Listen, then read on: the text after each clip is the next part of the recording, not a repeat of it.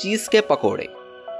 अज्जा: कॉटेज चीज़ 1 पैकेट, बेसन 1 प्याली, अंडा 1 अदद, बारीक कटी लाल मिर्च 4 अदद, बारीक कटी हरी मिर्च 6 अदद, बारीक कटा हरा धनिया 1 गड्डी, मीठा सोडा थोड़ा सा, दही 1 चाय का चमचा, सफ़ेद ज़ीरा 1 चाय का चमचा, तेल हस्बे ज़रूरत, नमक हस्बे ज़ायका।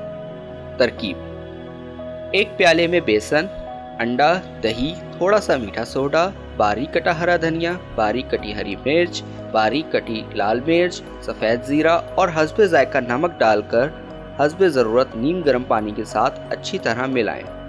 अब इसमें कद्दूकश की हुई कॉटेज चीज़ मिलाएं।